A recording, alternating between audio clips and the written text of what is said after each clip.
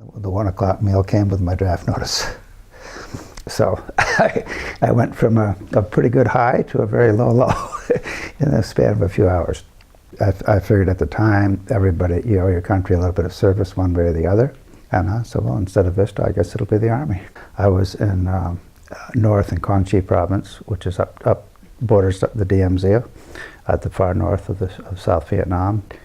In 1989, my oldest brother John and myself and the brother between us, Mark, and a friend, went over to just to see what it was like.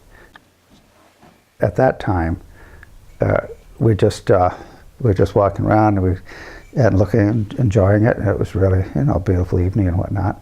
And we sat down on the bench, and within minutes, we were probably surrounded by 50 Amerasian orphan kids. And many of them had their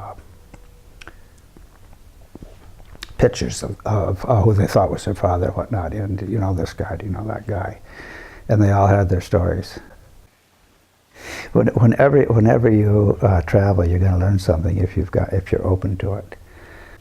I can tell you, after I got out of the Army, I spent the first summer here. The next summer, I traveled around the country, and then I got a cheap ticket to Ireland and hitchhiked around Ireland, England, and Scotland for 45 days. And during that time, one ride from Cork to Dublin, I got picked up by a former MP from Northern Ireland. It didn't take him but a couple of minutes to find out I was a Vietnam vet. I must have shown it somehow. But anyway, so he starts talking, and he starts filling me in on a lot of the history, which I was completely unaware of. As I said, I made the mistake of not looking at the details. And I kind of shook my head. I listened to him, but I didn't argue with him. I just listened to him. But as soon as I got home, I checked the details, and he was right on everything he said.